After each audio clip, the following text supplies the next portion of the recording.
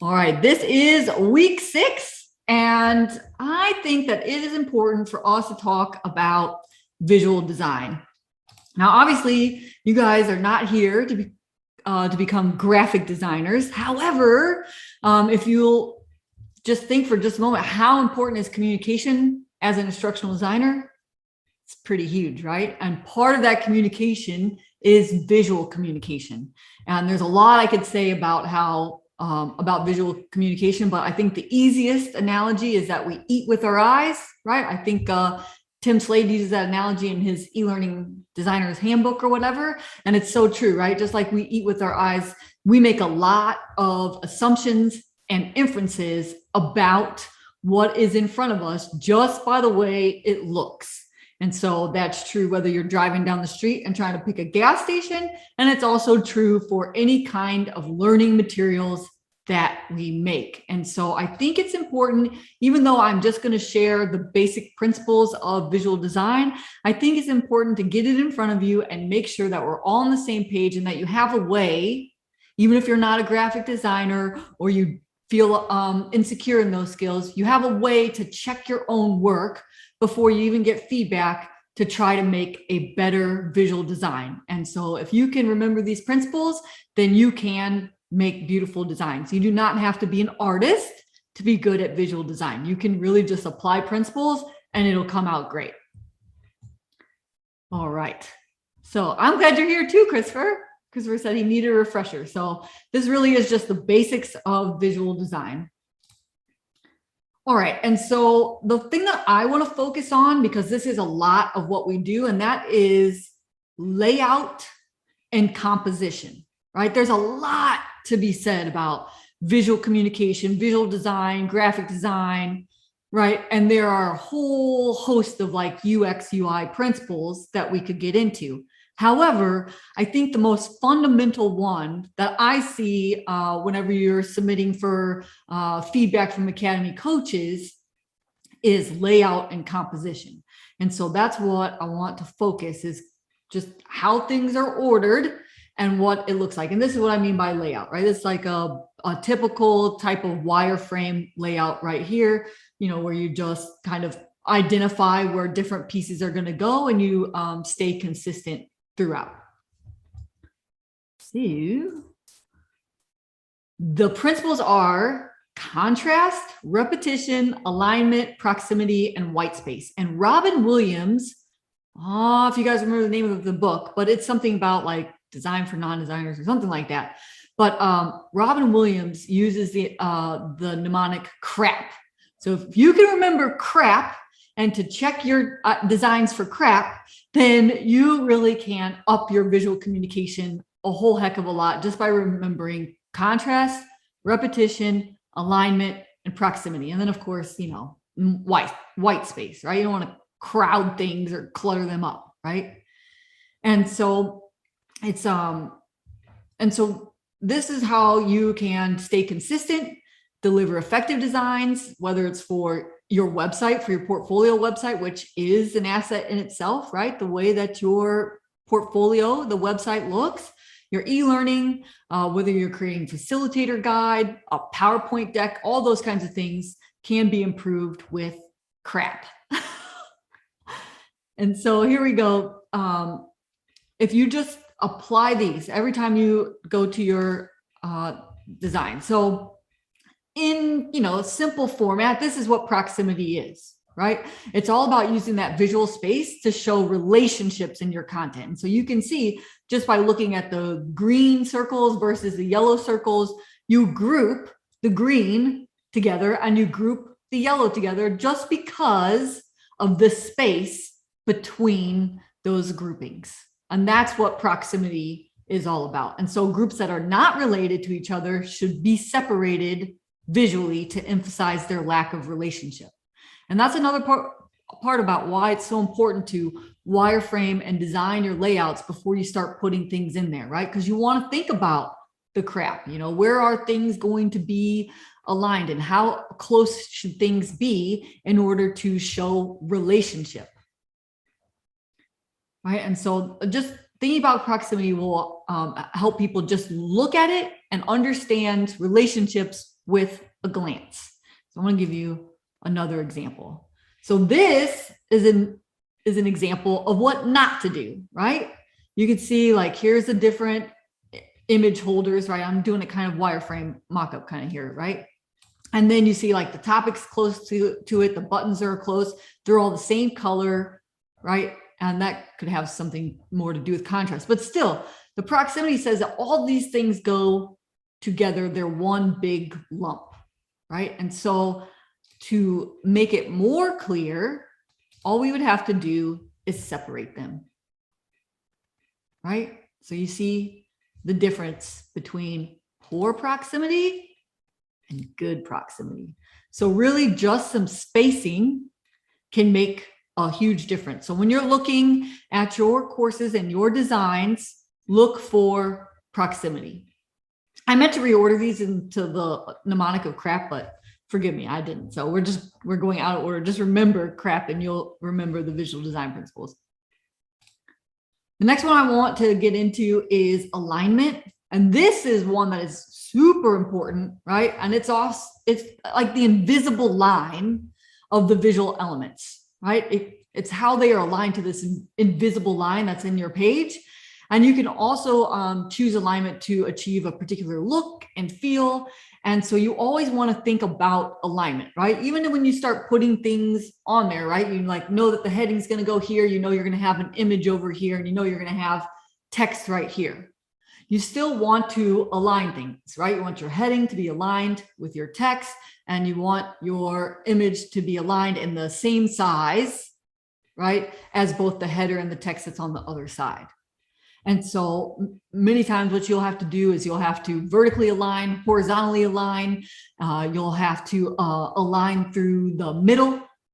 And these alignment features might be familiar to you, right? If you've ever worked in PowerPoint, right? You go to align and you line your items. You want to make sure you do that for every single thing that you do. And I see a lot of people get caught on feedback for alignment, right?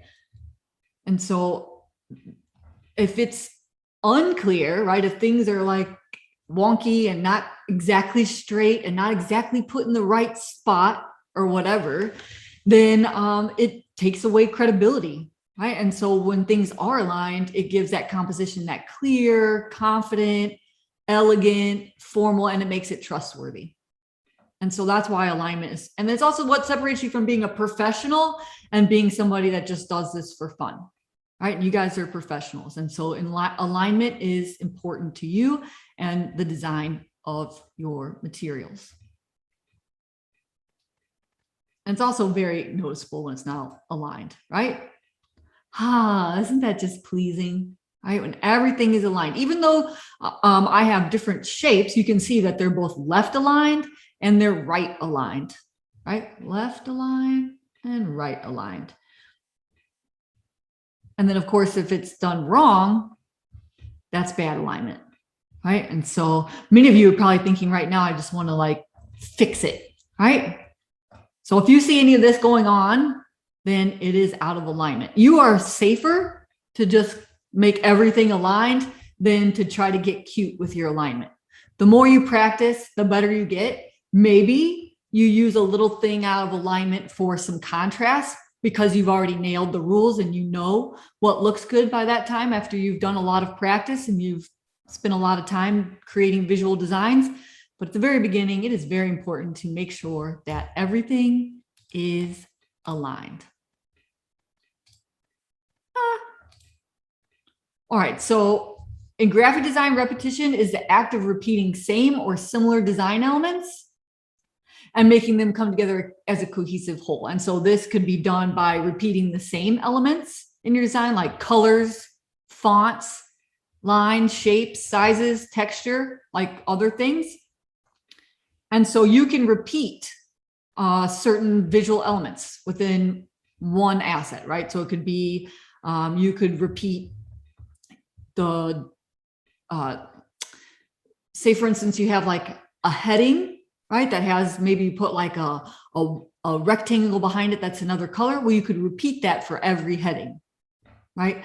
Repetition is also in the placement of your headings, right? So for like e-learning courses, if you have a heading in one spot, it should not move from that spot for the rest of the time that you use that type of heading, right? Because that repetition is also consistency. Remember last week I talked a lot about consistency, and that's also related to repetition, right? It gives people some expectation about what to look for. It makes it easy on the eyes. It makes it clear for them to scan things, right? And of course, it brings clarity. And if you're branding something, right, so many of you will, whether it's for clients or it's for your company, it will usually have to be in some kind of brand. And so that's another thing that you'll want to stay consistent about. You will repeat the colors. You'll repeat the branding look of images and layouts, right? And sizes. So you want all your headings to be the same size.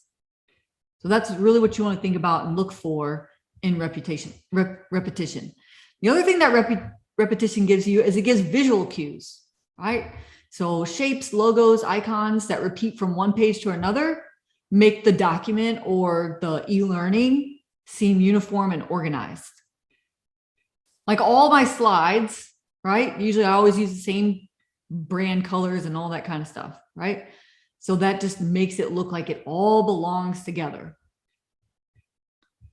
And then also it keeps it professional, right? If you are repeating consistent styles, and this goes for your text too, right? Even though I'm showing like circles and dots and those kinds of things, I'll give you some other examples, but text, the typography is also important, right? Just the easiest thing to tell you guys about typography, just pick 2 fonts, right? And just stick with those fonts, 2 fonts max. You can even just pick one and then just change how big, bold, or thin it is to get contrast. You don't even need 2 fonts most of the time. And then this is also why we create style guides, right? So that you have repetition throughout, right? In the style guide that we have a template for it in the Academy.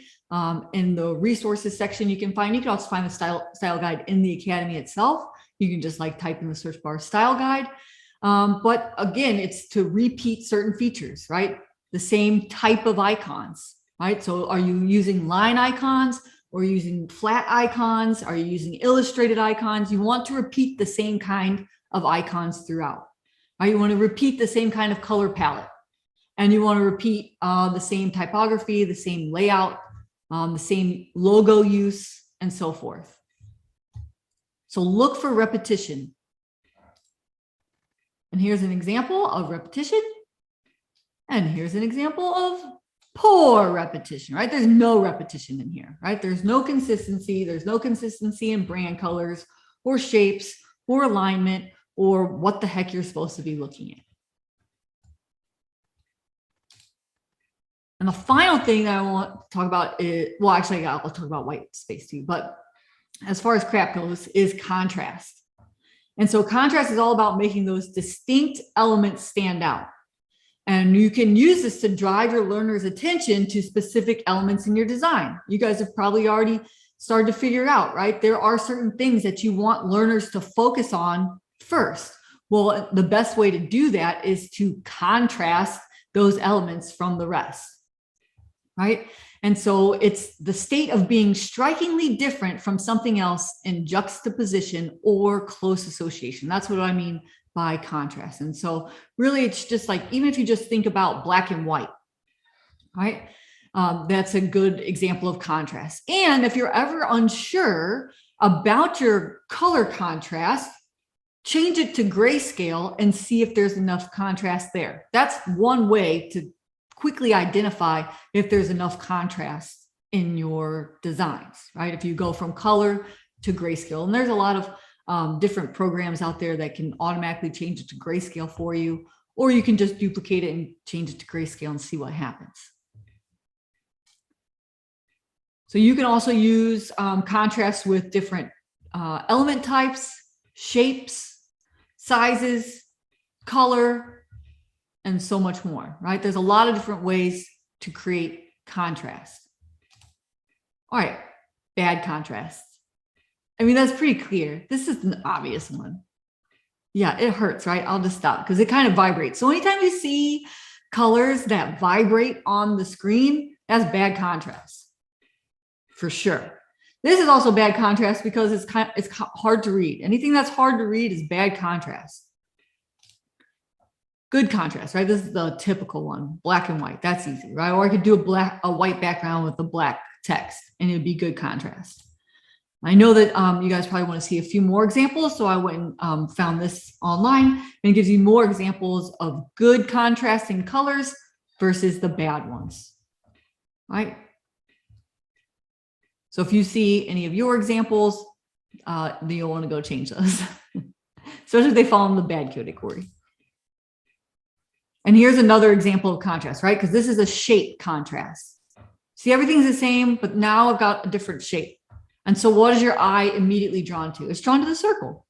And that's how we've created contrast in this one. And like I said, contrast can also be typography. And so again, it's not just shapes or colors. You can also do contrast with doing a script and a non-script font. And this is what you're going to focus, right? Just like in the script, you're definitely reading that script font first before you're reading that serif font. Now, white space is another very important part of every composition, and it doesn't actually mean white space, right? It means all the spaces between your content and the lines, and even like those outer margins. And so there's no just one way that I could tell you how to use white space correctly, but it's important to understand its purpose, right? White space helps you define and separate sections. It gives your content room to breathe, right? If you look at it and you feel cluttered, then it probably is cluttered. If your work ever starts to feel uncomfortable, right? Just try giving it a little white space. Try to take things out. Try to condense things. It also allows like the important things to pop out, right? When you have white space, it makes it easier to see what is important in your designs.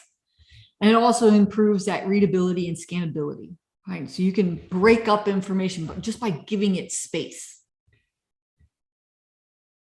And the other thing about when you have too much clutter, that's also linked to cognitive overload, right? That means there's too much going on. And I'm sure you guys have probably been to a website that has too much clutter and not enough white space. And what do? You jump off. Same thing with your learners, right? If there's too much clutter, not enough white space, they are going to feel overwhelmed. They will feel cognitive overload and they will jump off of your course, right? And so we want to keep our learners learning, especially when it comes to visual design. So here is a poor example, right, of white space. And here's a better version. Doesn't it just make you happy to see, to see more white space? Oh, I'm going to add all these circles. It's going to be so cool. Oh, but there it is. There's like the nice version, the nice, clear white space version. You still got the circles. You still got the same word with the same font and the same color in the same spot. But now you've just reduced the clutter and added white space. Another example for typography, I want to show you, right? This is too close together, right? There's not enough white space between the text. And now you've given your text room to breathe. And you can just adjust this by the line height. All right, what do you think? What's wrong with this picture? Go ahead and tell me. What crap principle is it missing? What's it a poor example of? Remember, contrast, repetition, alignment, and proximity. What's wrong with this image? Go ahead, type it in.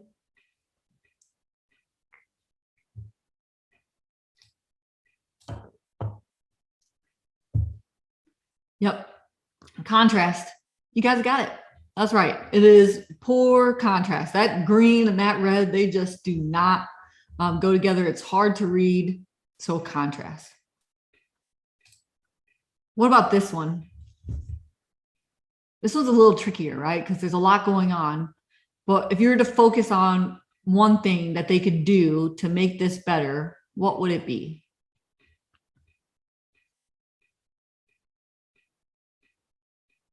Alignment's good. What else you got? More white space. Yeah. Okay, good. Needs repetition. Yes, Sarah, that's what I was looking for, but I agree with the other ones that you found too, right? Like if you were to make all the shapes the same to make it clear about what's going on, and then you could just contrast by, it seemed like they started to do it with this section here, like join the conversation, give contrast and make that different, but they should have still made all of these images the same size. Repetition would help this image, and so would hierarchy for sure, right? Like where do they want you to click, right? I didn't even realize it says idle on there. Okay. What about this one? What's wrong with this one?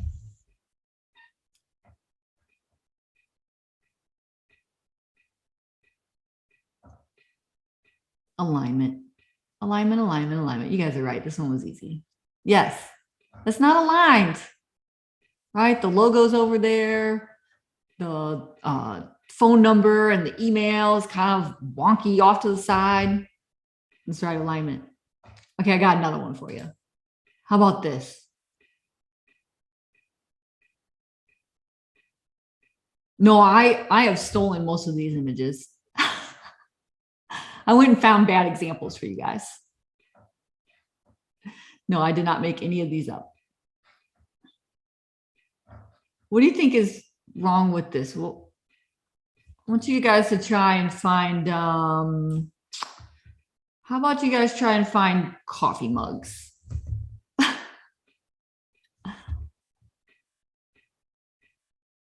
Who said proximity? Sarah. Sarah, you a graphic designer or something? Sarah, that's exactly right. I was looking for proximity, right? And so there's no headings, right? So if they would group them with headings, right? When headings are removed and things are not grouped anymore, and there's no relationships made, it's hard to find things, right? And so just adding a bolder heading and putting some space in between things would make this menu a whole lot easier to read, right? You could quickly scan it if they did proximity, right? You could still leave it all as text. It just needs some groupings. Okay, now let's get, well, all right, how about this? What do you think about this? This is a poor example. Don't you guys put these ugly characters in your training for no good reason?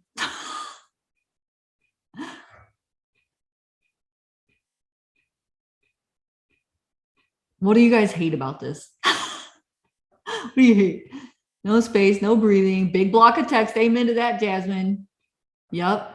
Everything. Amen to everything. Right?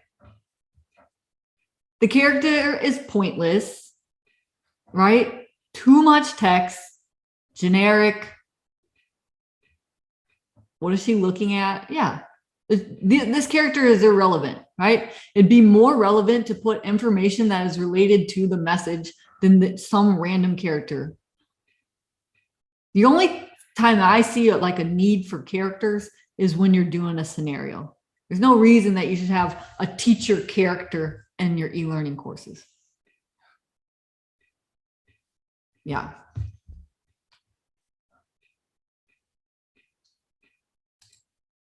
All right, this one's pretty easy.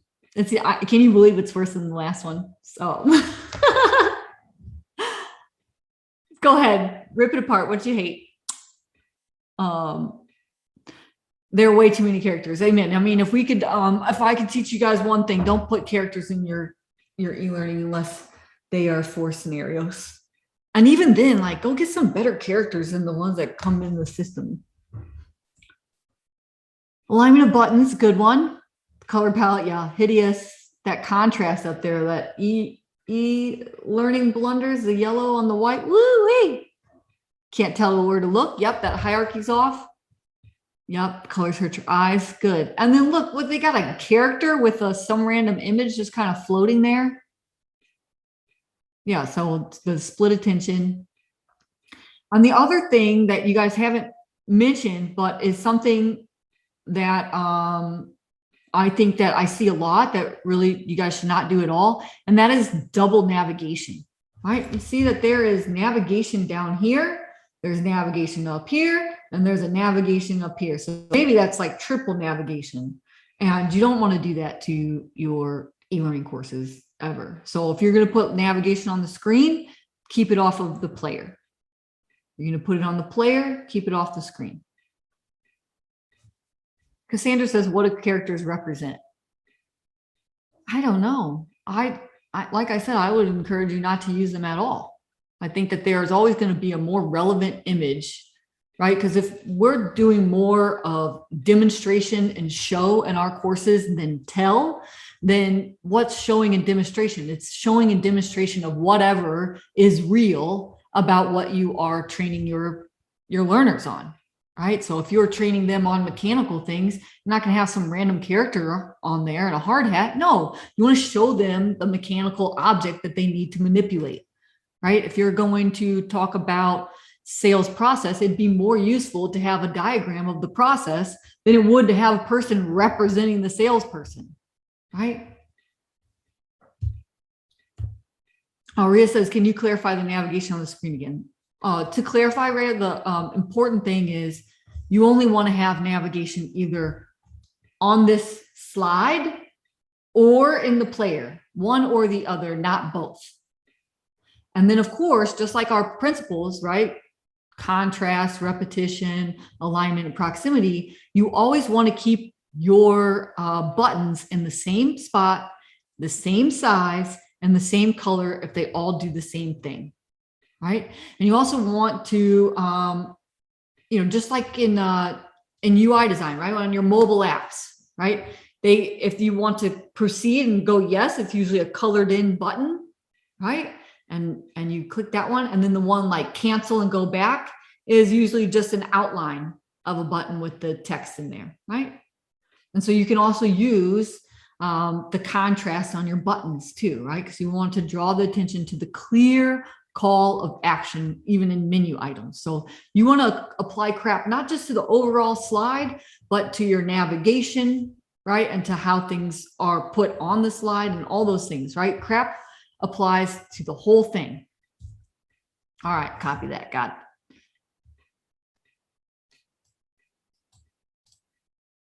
All right, well, I just did it again, right? I just found you another example.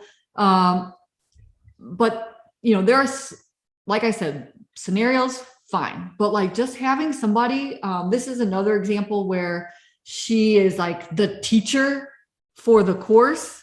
And you don't want to do this in your animations, and you don't want to do this in your e-learning. You don't want to have a teacher or like a narrator for the e-learning course, right? It's better to just put them in the situation, in the scenario, in the course, than having some kind of contrived professor type person leading them through the course, right? You don't want to take, just like a teacher in a classroom and try to apply it to corporate training. It's not the same. Don't want to do that. You could also, there is one more thing. Maybe you could choose a character as an avatar in a gamified situation, but so scenarios and maybe an avatar. Maybe. There's some really cute ways you could do avatars, like little icon avatars. Those are more fun than the people ones. But usually it's just too hard. It's just too easy to get it wrong to use those characters. So I would try to find another way. All right. What do you guys think about this? What do you think could be wrong with this? It's a visual thing. Yeah, the title's hard to read. Alignment and contrast. Mixed mediums. That was the thing that I didn't like, right? It's a weird mixture of vectors and stock photos, right? So Yeah, so it just looks bizarre and like the design doesn't fit, right? It would have been better if they would have stuck to one or the other, right? Get a real looking bag with real looking coins in it, or do vector bag with vector coins. You just want to stay consistent in the things that you choose for your designs. So you really don't want to mix them unless you know you can pull it off. So I do want to show you a good example of pulling it off. And that is, right, instead of trying to make vector and stock work, you just want to keep them separated, right? So this is proximity. So if you separate the realistic image from the icons, then it goes together, right? If this is a good example of like mixing them, but because it's separated, then you're like, oh, okay, that I get that. That's easy on the eyes, right? Definitely not edible. Yeah. You don't want to eat a cattail. All right. What about this one?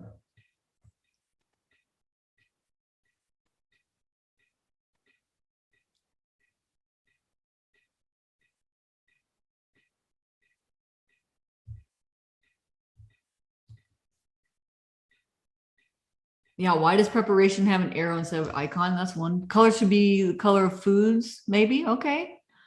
Alignment. Yeah. Weird icons. Sure. Navigation. Yeah, that's the thing that I had an issue with, right? There's double navigation. I got a random character in there again, right? Why does the character need to point to the menu? It'd be better to use that real estate space to make a better navigation or menu design, right? Also, people don't know where to go, right? So if they have a previous and next and they have buttons on the screen, do I know where to click? Yeah, the icons are different weights. That's a good catch, Laura. Yeah, so like the storage and the cooking has different weights than preparation and serving. So here's a better example of the same menu. All right. You got, this is like a revamp of that other menu. This is a more modern, responsive look and feel, right? So get rid of the characters and then everything is aligned. You can see that it follows the craft rules, right? You can see contrast. Where do you see contrast?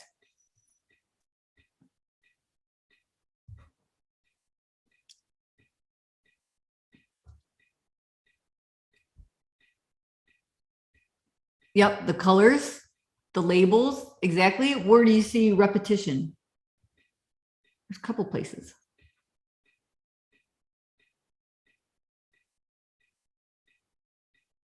Yep, each module. Yep, the same size of the images and the headers.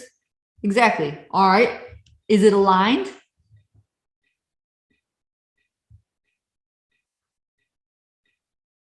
Yeah, everything's aligned. And then the last one is P, right? So proximity. Are things grouped together?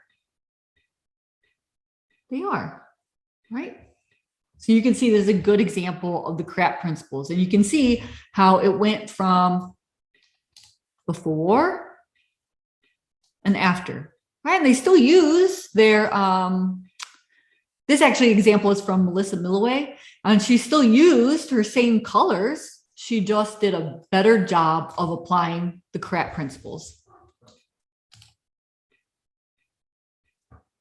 And so I just wanted to make sure that it was repeated. So you saw it again: contrast, repetition, alignment, proximity, and white space. And that really is my main message today. I'd be happy to go through anything that you guys want me to look at, and we could all do some, CRAP checks if you want to. I can answer questions that are unrelated to visual design if that's what you're needing. But this was my main message today, was about visual design and making sure that you guys understood how to leverage CRAP in your designs. If you guys can just start reviewing your own designs for these principles, you will come away with a better design than before you even get it out for feedback.